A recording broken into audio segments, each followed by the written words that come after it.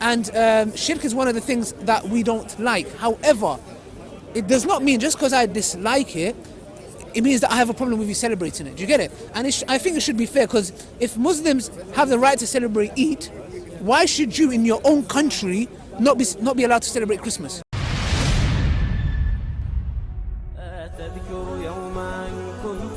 تعانق دمعة الفكر تناجي الله في صبر وترجو رحمة تسري فعاش القلب إخلاصا وصرت تحوم كالطير تحلق في ثقافات وتنهل من ربى الخير. Assalamu alaikum wa rahmatullahi wa barakatuh. My dear friends, I'm here with Santa Claus. I'm not talking about him, I'm talking about this one here. So there's a big misconception obviously that's going around, and I was speaking to a lady here regarding this issue as well, that there is misconception that we as Muslims, that Easter bothers us. You know, when we go to Tesco's and we see those chocolates, besides wanting to eat it, that it really offends us. That, for example, when there's Christmas carols here, when there's a Christmas tree here, or when there's Santa Claus here, that it really bothers us. To be honest, Santa Claus doesn't have a direct link with, because they say Christmas is based upon Jesus' birth, right? But I don't know how Santa Claus comes into that, yeah? It doesn't. I don't. He's just busy looking after his deers, flying around, giving gifts around. Yeah. So thank you very much for that. Thank you. So yeah, I just wanted to say, like, this big misconception. It's a lie, you know. And I was speaking to this lady as well over here, that she was, I think, 20 years ago. Yeah, 20 years. Yeah, 20 years ago. What happened exactly? My children had just started primary school in Hackney. Yeah. And the school said, no, there's going to be no nativity play. The Christmas holidays, we're going to call them winter break. Yeah. And I said, why is this? And they said, because we don't want to offend the Muslim community and pupils at the school. Okay. So I went and asked the Muslim parents, and none of them were offended by it. They all thought it was a little ridiculous, and they were cancelling it. And especially as the school were always, all the other cultures' celebrations were acknowledged, but they were too scared to acknowledge Christmas because they didn't want to offend the Muslims. But the Muslims weren't offended because I asked them, and so I went back to the staff and I said, they're not offended. They say, oh no, we still can't do it. And that was 20 years ago. And I wish I knew now what I knew then. I should have started a petition, I should have done more about it and got all the Muslim parents to sign it. But they cancelled Christmas, and because the left wing, which is Hackney, very left-wing borough, they were being offended on the Muslims' behalf, and it was unnecessary. Yeah, you're right. You know, it's exactly. It causes a divide. Exactly. This is exactly. It's like they don't want to cause divide, but they are causing a divide. Yeah. You know, so as a Muslim, I'm an Orthodox Muslim. You know, I don't sugarcoat my religion. I don't. You know, I believe Islam in every single text that it has. Yeah. So I can tell you very clearly. Yeah. We do not celebrate Christmas. However, we are not offended by you celebrating Christmas, you singing the Christmas carols, whatever it involves. It doesn't bother us. Yeah? I'm telling you to your face, I'm not even sugarcoating. Some people say, oh, he's doing taqiyya. Taqiyya is not even part, I don't even know what taqiyya is. Yeah, this is a certain group in Islam, Shias, they use it. And that's even then, in context, that is if your life is in danger. If somebody comes and says, I'm going to kill you, renounce your religion, even then, that's when you use it, yeah? But we don't have taqiyya. So the issue is, I'm being very blunt with you, I do not have no problem, yeah? Because we came, you know Amy? There was a lady. She came once and she had bacon in her hand and she was waving in our face. And I felt like you know, I'm not like a vampire with garlic. Oh, no, not the bacon. You know, the thing is, look, bacon doesn't offend us. These things, just because we're not allowed to eat it, doesn't mean we think the animal's evil. Yeah, we don't hold that animal's evil. Now, Christmas, obviously, if now it's become like, you know, it's like a cultural thing. Do you get it? So the thing is, it's not like the celebration of the birth of Jesus. To us, it's a big sin in Islam. It's a major sin in Islam.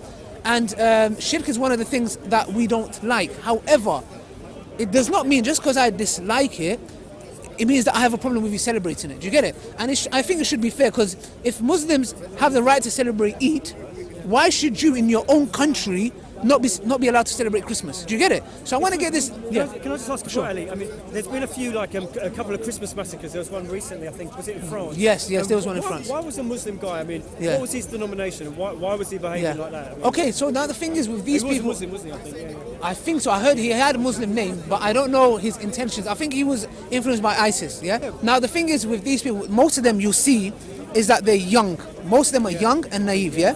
So the Prophet, peace be upon him, when he lived with the Christians and the Jews, he said that there was covenants that were made, yeah? He said your cross, your place of worship, yeah? Your laws, your regulations, your livelihood, whatever it may be, nobody can harm you guys, okay? Because that's your religious beliefs. So if we had a problem, if the Prophet had a problem, yeah, so we want to look at what these guys are doing and what the Prophet did. Did the Prophet, when he was living with the Christians and the Jews, when he wasn't in power and when he was in power, yeah? Okay, when the Sharia was in power, okay, the Sharia law that everybody talks about, when the Muslims were in power, they never forced or oppressed the Christians or the Jews to go. So imagine, are we in power now? Are the Muslims in power? Is there a caliphate? No, there isn't. Yeah. So if we was in power and we did not force the Christians and the Jews to our way of life or destroy their cross or their Christmas, what do you think? Why would we do it when we don't have power? When we was at our peak? So these people who follow, they're a bunch of young, naive. I guarantee you. What are they following to make them do that? Because that's killing. Let me tell you something. Yeah, most of these people, they are brainwashed. Yeah, because if you go to the experts, look, let me show you something. Yeah, if you go to the experts who have dealt with this matter, you will see some shocking statements. And let me show you something very interesting. Let me see. Actually, 1 second. Sometimes I don't have internet because I want to go to the experts in this field. Yeah, in 2010.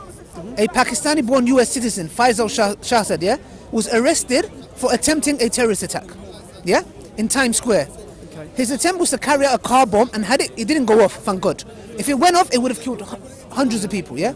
During his trial, they asked him, "Why did you want to kill civilians, including children?" Yeah. This is what he said.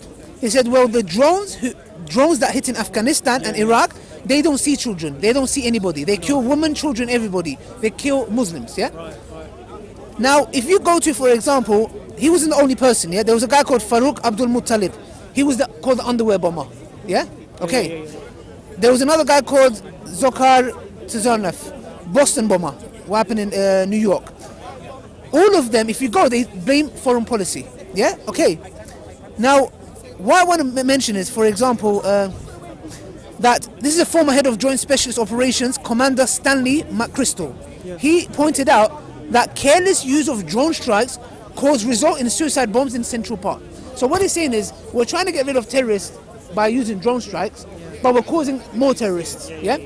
So these people, they have been there from day one. They are known as the Khawarij, yeah? That's what they refer to as. And at the time of the Prophet, peace be upon him, they tried to insult the Prophet, yeah? They tried to insult him. I think they said something, they insulted him. And the companions wanted to kill them. And the Prophet stopped it, yeah? He said, don't, yeah? And the Prophet warned us against them. He said, from this man's lineage, the man who did that to the Prophet, he said, there's going to come every nation till the day of judgment, they're going to always rise up, yeah?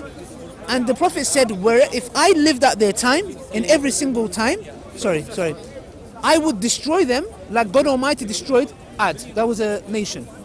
Reason being is because these guys are a bigger enemy to us than anyone else, because they look like us, they walk like us, they talk like us. So when they carry out these attacks, what does the general non-Muslims think? It's Islam. These Muslims are the problem, yeah?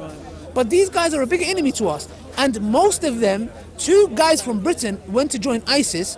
They were caught with dummies for Muslims. Dummies, you know that whole range of books. Can you imagine? They have no idea about their religion. Most of them, they probably don't even pray, yeah? All they do is emotions. They're killing our brothers and sisters in Iraq. We're going to do the same. The point is, where in Islam does it teach you to do that? Where in Islam it says that they do that, you retaliate back the same way. Certainly not a Christmas market as well. You know. Of course. The thing is, these people... Do you think there's people telling these people, yeah, you should go and do Yes, ISIS specifically. And also, there's also, God knows who's behind them. There's all kinds of stuff happening in today's times that we live in. So these people are brainwashed, just as much as Tommy Robinson preaches his hate, and then you have Darren Osborne going and running over Muslims in Finsbury Park. Yeah. So the thing is, they live with each other. I believe ISIS and the far right are business partners, because when one carries an attack, they say, "Oh, look what they've done to us. You see what they're doing to us. We need to retaliate back." When they retaliate back, you have Tommy Robinson saying, look, this is Islam, this is ISIS, they're trying to take over. They benefit off each other. That's the reason why I speak out against extremism, be it ISIS, be it the far right, be it Shia extremists, whoever they are, yeah? Because it's you, our sister and me, we're the ones who suffer at their hands. When you're walking down the road, you're scared some extremist Muslim's going to kill you. When I come to the park, I'm being honest, I get death threats from the far right. I've had Osman warnings, yeah? I've had somebody go to the phone box and say that if you don't sort out Mohammed Hijab, myself, we're going to sort them out. Yeah, and we had the police tell us to be careful. So the thing is, these people, we're the ones who suffer. We're the ones who end up getting killed. While Tommy Robinson sitting in his nice comfy house, and Anjem Chowdhury, yeah, and ISIS, while they're sipping their tea. He has an Osman warning at the moment. Who? Tommy Robinson. Yes, he says that a lot. I believe he's this is like his 8th one. Yes, he said, look, I'm being honest. I know he has had some, but sometimes he exaggerates and lies a lot, sadly, because he accused me of sharing his address, which he knows it wasn't me, it was another white lady who did it, but that's another story. The thing is, he gets these warnings, and I'm being honest. Has he had it before? Yes, he has. Does he exaggerate and lie? I believe he does, yeah? But that's another topic, that's another issue, yeah? But the thing is, he's doing that, but then again, he's preaching hate, and he's causing innocent Muslims to get attacked on the streets. What hate is he preaching? Oh, of course. No, for example, so when he says, for example, oh, behind me are enemy combatant households, yeah? There's Muslims living around there. There are Muslims living around there. Because I don't think, what I've seen of him, he doesn't seem to really, attack Muslims per se. No, but I think he does look at certain things in the hadiths and stuff No, like that's he attacks. Look, he says, "Oh, I've got no problem with the Muslims," but he does. He's attacking Islam. It's not just because he says, "Oh, we're not allowed to criticize Islam." Yes, you are. One thing that's not allowed to be criticized is Israel, Mossad, that he gets funded by. Yeah. Israel is the country that nobody criticizes. Nobody talks against it. But it's if you think about it, if there's one kind of thing that's not being criticized, it's not Islam. We don't say don't criticize Islam. We say don't insult our religion. You can criticize our religion, criticize it all day, all night. But insulting is a different story. Do you get it? If I insulted a black person or whatever, how is that criticizing? Do you get what I'm trying to say? Yeah. So coming back to our point, criticizing everybody shouldn't be above criticism. No, you can criticize. You can come and say to me, why did the Prophet do this? Why does Islam teach that? No problem. Yeah. That's the reason why we give dawah. I think the thing with Tommy though, like his background, I think, is from Luton, isn't it? Yeah. And in Luton, it seems to be that they have certain problems. I think there was that young lady who won the Strictly Come Dancing. Yeah. She did a little documentary. I did see some of that. Yeah. When she was in Luton, and I don't think she was getting those. She was a bit shocked. She was almost in tears, basically. Yeah. Some of the Muslim community there, I'm not sure what denominations they were. Yeah.